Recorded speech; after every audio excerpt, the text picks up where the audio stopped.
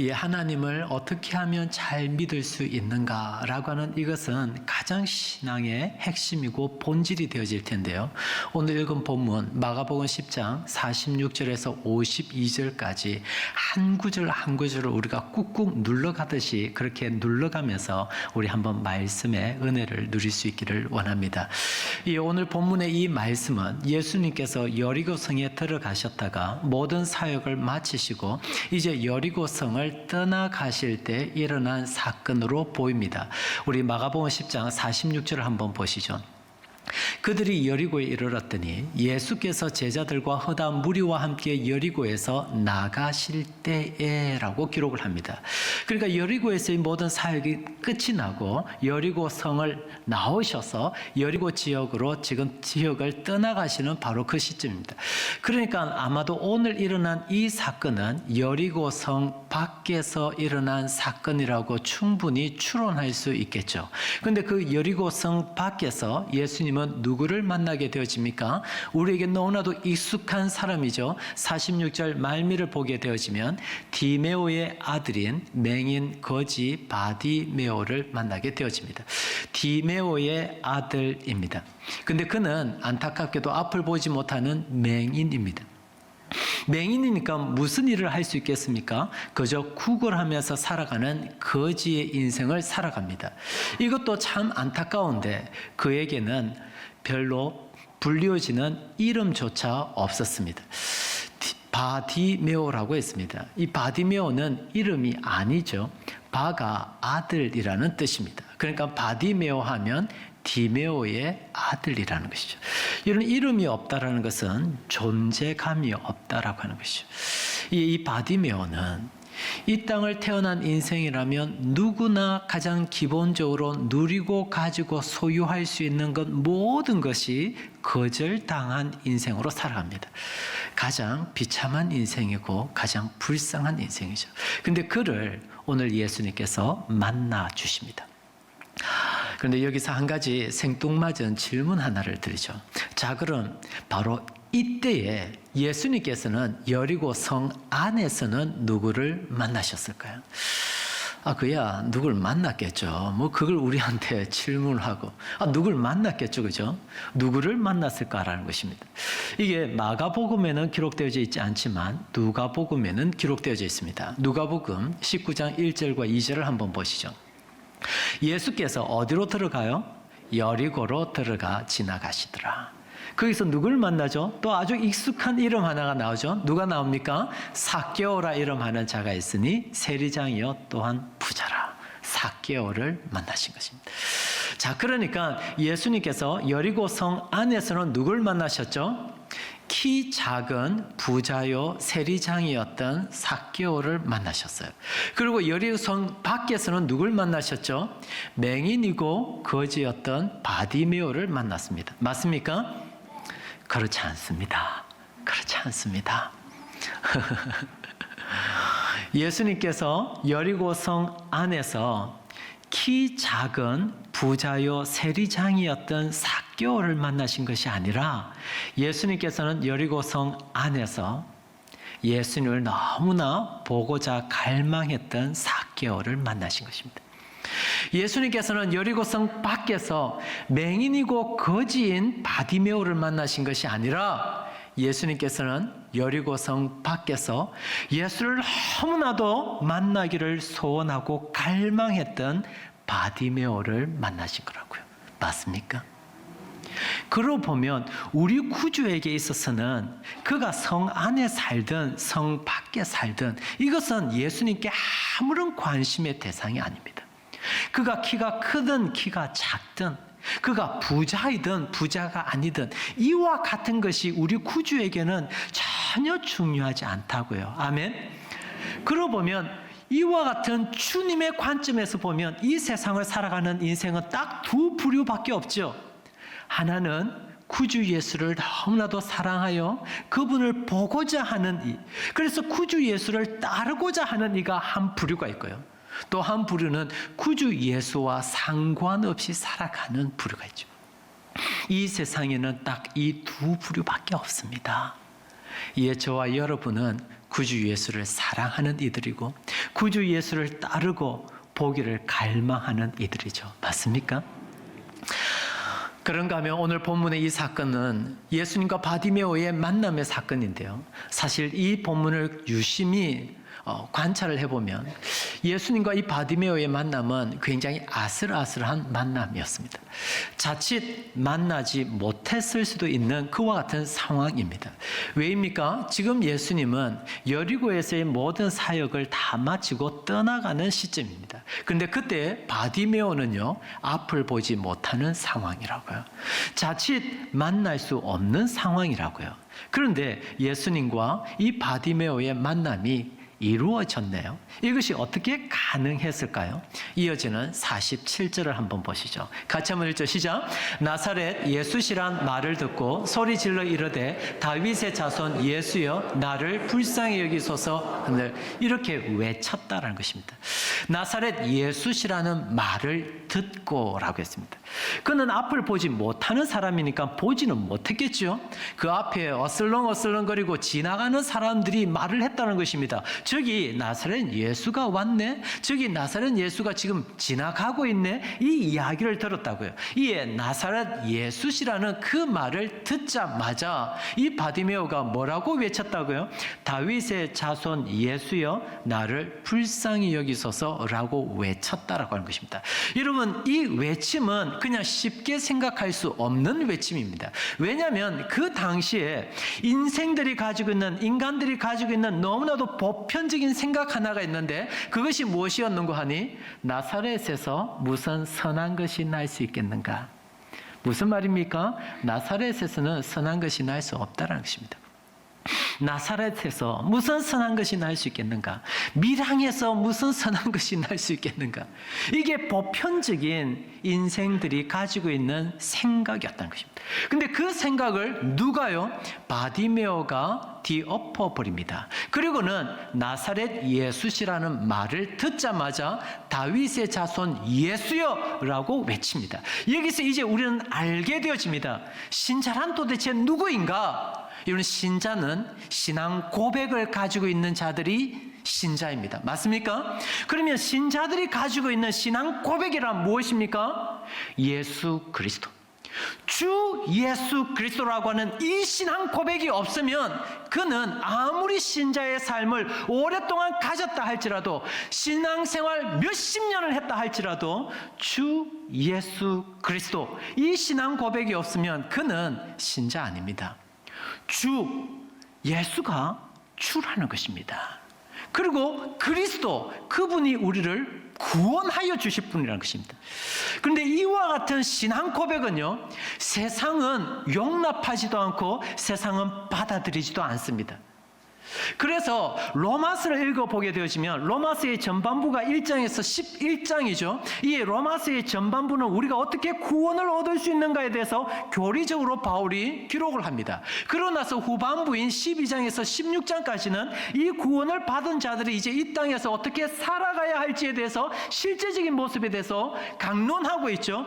이에 성도는 어떻게 살아가야 합니까? 12장 2절 이 세대를 본받지 말고 이 세대가 가지고 있는 가치관, 이 세대가 가지고 있는 유행, 사상 그 어떤 것도 본받지 말라는 것입니다. 왜입니까? 이 세상이 가지고 있는 가치와 이 세상이 가지고 있는 유행은 결코 주 예수 그리스도를 고백하지 않기 때문입니다.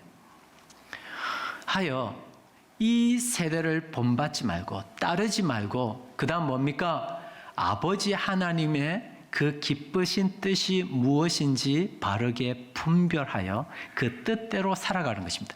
그래서 하나님은 나를 이처럼 사랑하사 나에게 주 예수 그리스도 주셨고 이것을 복이라고 알고 믿으며 주 예수 그리스도 신앙 고백하는 자들이 누구라고요? 신자라고 하는 것입니다. 그런데 이런 신자의 삶은 쉬울까요? 어려울까요? 너무나도 어려운 것이죠. 다들 넓은 길로 가요. 이게 세상의 가치관이라고요. 더 많은 것을 소유하고 더 높은 자리에 오르는 이것이 세상의 가치라는 것입니다. 그런데 이 넓은 길을 마다하고 좁은 길을 걸어갑니다. 이 길은 외로운 길인 것이죠. 이 길은 고통스러운 길이죠. 많은 사람들이 넌 왜 그렇게 살아가니? 조롱하는 길이라는 것입니다. 근데 알고 계십니까? 많은 사람들이 걸어가는 넓은 길을 거절하고 별로 걸어가는 이가 없는 이 좁은 길을 걸어갈 때에 외롭고 고독스럽고 힘들고 어렵지만 이 좁은 길을 걸어가는 신자에게만 주어지는 아버지 하나님의 은혜가 있다는 사실을 알고 있습니까? 이 아버지 하나님의 은혜는요, 넓은 길을 걸어가는 자들은 결코 맛볼 수 없어요. 이 좁은 길을 걸어가는 신자들만이 누리는 복입니다. 그래서 이 좁은 길 걸어가는 것이 너무 외롭고 힘들고 고단하지만 그 아버지 하나님의 은혜가 있기에 오늘도 아니 걸을 수 없는 것이죠. 내일도 아니 걸을 수 없는 것이죠. 이게 신자의 삶이라고 하는 것입니다. 이런 좁은 길을 걸을 때 누리는 나에게 부어주시는 아버지 하나님의 그 은혜 여러분들은 알고 있습니까? 이게 바로 예수 믿는 맛인데, 이게 바로 예수 믿는 맛인데 이 예수 믿는 맛 여러분들은 지금 누리고 만지고 지금 느끼고 있는가라고 하는 것입니다. 그런데 이 좁은 길을 걸어갈 때 얼마나 고단한 일이 많은지 이어지는 48절을 한번 보십시오. 다윗의 자손 예수여라고 하는 이 신앙 고백을 하자 당장 어떤 일이 일어나게 되어집니까? 많은 사람이 꾸짖어 잠잠하라 하되. 한두 사람이 아니라요, 많은 사람이 꾸짖습니다. 여기서 꾸짖다라는 것은 어른이 아이에게 꾸짖는다라고 할 때 쓰는 그 단어입니다. 그래서 뭘 얘기해요? 잠잠하라. 성경은 고상하게 잠잠하라라고 기록하지만 현장에서 어떻게 이야기했을까요? 욕을 퍼붓지 않았겠습니까? 저주하지 않았겠습니까? 상스러운 온갖 말을 다 하면서 잠잠하라고 이야기했을 거라는 것입니다. 이에 우리가 주를 향해 그리고 주를 바라보며 신자의 삶을 살아갈 때에 이와 같은 어려움과 상처와 눈물과 아픔은 반드시 있습니다. 주의 몸된 교회를 은혜를 받아서 섬기면 섬길수록 은혜만 있는 것이 아니라 기쁨만 있는 것이 아니라 상처도 있고 아픔도 있고 낙심도 있는 것이죠. 이런 아픔이 있고 낙심이 있을 때 여러분 우리는 어떻게 반응해야 할까요? 사람들은 둘 중에 딱 하나입니다. 첫 번째는 그래 여기서 그만하자. 내가 무슨 교회에 월급 받고 이 일을 하는 것도 아니고 내가 이런 소리 들으려고 교회에 섬기나 이제 그만하자 포기를 해요. 그러나 이것은 주께서 기뻐하시는 신자의 모습이 아닙니다. 주께서 기뻐하시는 신자의 모습을 오늘 본문은 바디메오를 통해서 우리에게 보여주시는데요. 다시 한 번 더 48절을 보시죠. 많은 사람이 꾸짖어 잠잠하라 하되 그가 어떻게 합니까? 같이 읽죠. 시작. 더욱 크게 소리질러 이르되 다윗의 자손이여 나를 불쌍히 여기소서 하는지라. 환난이 있고 어려움이 있고 방해가 있고 장애물이 있어요. 그러면 그때 바디메오 어떻게 하죠? 그만하자 포기하는 것이 아니라 더욱 크게 소리 질렀다고요. 저는 여러분들이 바로 이런 모습으로 살아가기를 원해요. 더욱 크게 소리 지르면 돼요. 포기할 것이 아니라 그 순간은 더욱더 크게 소리 질러 아버지라고 이야기하고 주님을 부르짖고 기도의 골방으로 나아가 한번 아버지를 외쳐보면 되는 것이죠. 지금부터 우리 이렇게 살아가요. 힘들고 어려울 때 주를 이렇게 섬기는데 왜 이렇게 힘이 들고 어려운가? 하나님은 전지전능하시다면서 하나님은 나를 사랑하신다면서 이런 일 하나 못 해주시나? 우리 아버지의 이 병 하나 고쳐주지를 못하나? 우리 자식의 직장 문제 하나 해결해주지 못하나? 전지전능하다면서 사랑의 하나님이라면서 옆에서도 그래요. 아니 당신은 그렇게 오랫동안 신자의 삶을 사는데 당신이 믿는 하나님은 도대체 뭐하는 하나님이야? 라고 이렇게 질책할 수 있죠. 그러나 그때마다 주 안에 사랑하는 성도 여러분, 그래 그런가 보다 포기하지 말고 어떻게 해야 되죠? 더 크게 소리 지르면 되는 것이죠. 이 삶의 방편을 선택하자고요. 이게 신자 아니겠습니까? 이와 같이 더 크게 소리 지를 때 이제 어떤 일이 있게 되어집니까? 49절 같이 한번 보죠. 시작. 예수께서 머물러 서서 그를 부르라 하시니 그들이 그 맹인을 부르며 이르되 안심하고 일어나라. 그가 너를 부르신다며. 누가 부르십니까? 구주 예수가요. 가시던 걸음을 머물러 서서. 놀라운 말씀 아닙니까? 우리 예수님은 천지를 창조하신 하나님이신 예수님 아닙니까? 그 천지를 창조하신 하나님이신 예수님께서 세상에 걸어가던 길을 그 걸음을 멈추시고 이 맹인의 소리를 듣고는 그를 부르시게 되었습니다. 그를 부르시게 됩니다. 하여 예수님과 바디메오의 만남은 이루어지게 되는 것이죠. 그러나 설교 초반부에 이미 말씀드린 것처럼 예수님과 바디메오의 만남은 사실 만나기 어려울 수도 있고 아슬아슬한 만남이었어요. 어떻게 예수님과 이 바디메오의 만남이 가능하게 되어졌습니까?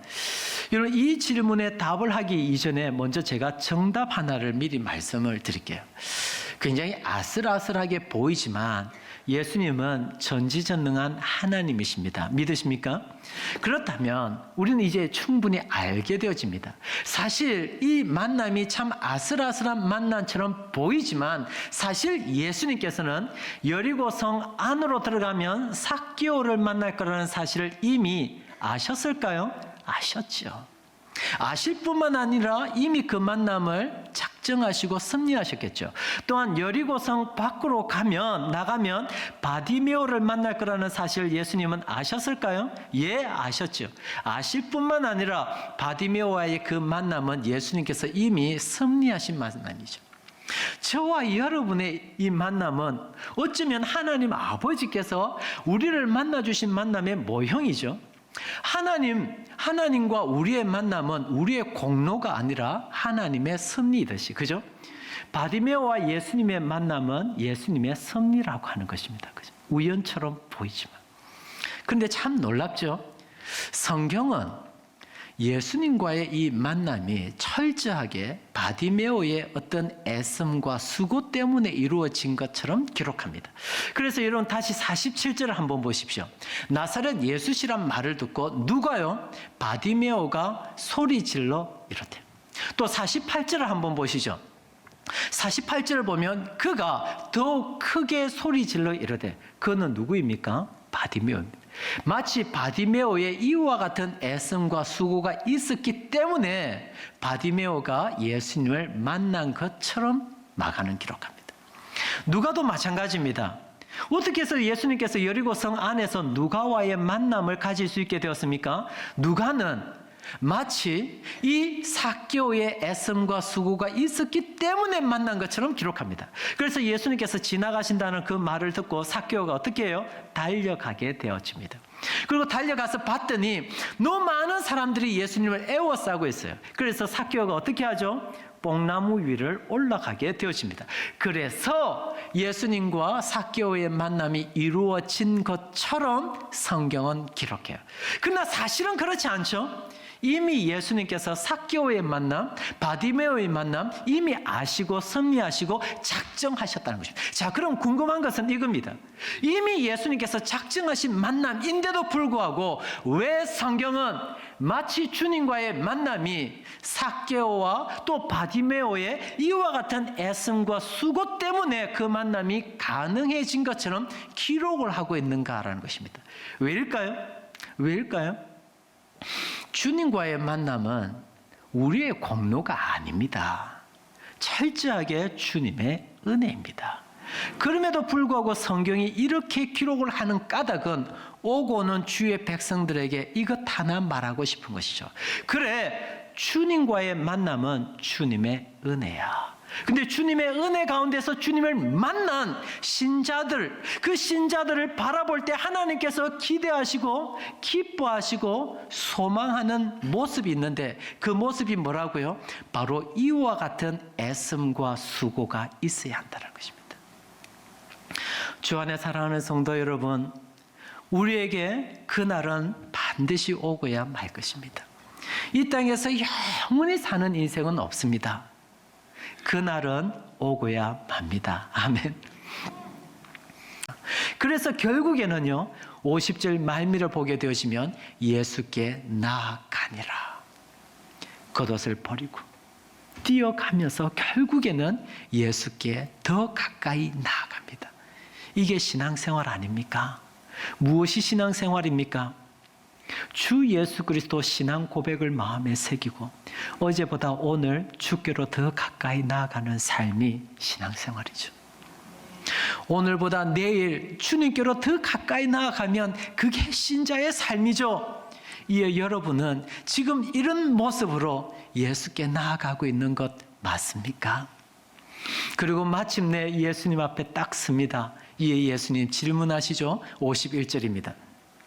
예수께서 말씀하여 이르시되 내게 무엇을 하여 주기를 원하느냐? 그러자 이 맹인이 대답합니다. 뭐라고 대답합니까? 같이 읽죠. 시작. 선생님이여 보기를 원하나이다. 선생님이여 보기를 원하나이다. 충분히 예상 가능한 답변이죠. 그런데 보기를 원한다라고 이렇게 대답은 하지만 무엇을 보기를 원하는지 그 대상은 생략하고 있습니다. 그러나 이미 말하고 있죠. 전부를 보기를 원합니다. 이것 아닙니다. 그렇게 해석을 하면 안 됩니다. 헬라어에서 동사가 나오고 그 앞에 대상이 없을 때는 대상을 이미 이야기했기 때문에 반복하지 않는 것이 헬라어 문법입니다. 이에 선생님이여 보기를 원합니다. 이미 대상을 먼저 언급했죠. 누구라는 것입니까? 선생님이라는 것입니다. 그래서 좀 더 정확하게 번역을 하면 선생님을 보기를 원합니다. 다시 말하면 예수님을 보기를 원합니다. 이 고백을 해요. 여러분은 날마다 예수님 보기를 원합니까? 아침에 일어나서 오늘 하루를 허락하신 아버지 하나님의 뜻을 구하며 예수 보기를 원하는 신자의 삶 살아가는 것 맞습니까? 그러면서 이제 마지막 52절입니다. 마지막 9절이니까 우리 힘차게 한번 읽어볼까요? 시작. 예수께서 이르시되 가라 내 믿음이 너를 구원하였느니라 하시니 그가 곧 어떻게 돼요? 보게 되어 예수를 길에서 따르니라. 이 52절은요 그가 곧 보게 되어 여기서 끝나지 않습니다. 여기서 끝이 나면 기복신앙이 되어지죠. 그런데 보게 되어 여기서 끝나지 않고 예수를 길에서 따르니라 라고 하는 여기까지 있음으로 인하여서 기독이 되어지는 것입니다. 알고 계십니까? 보게 되어 여기까지만 가면 기복신앙입니다. 그러나 여기서 멈추지 않고 예수를 따르니라 여기까지 가야 기독신앙이 되어집니다. 3개월의 안식일을 시작하면서 저 자신에게 이 말씀을 많이 묵상했습니다. 지난 6년 동안 이와 같은 모습으로 주님을 따른 것이 맞나? 그리고 돌아가서도 우리 교회 성도님들에게 이와 같은 모습으로 예수 따르자라고 다시 한번 외쳐야지, 그런 고백 많이 하면서 안식일을 보내고 있습니다. 이에 사랑하는 우리 포항중앙교회 성도님 한 분 한 분께도 말씀드립니다. 우리 이와 같은 애씀과 수고를 가지고 기독신앙을 가진 신자로서 예수 따라가는 복된 주의 백성 되시길 주님의 이름으로 축복합니다.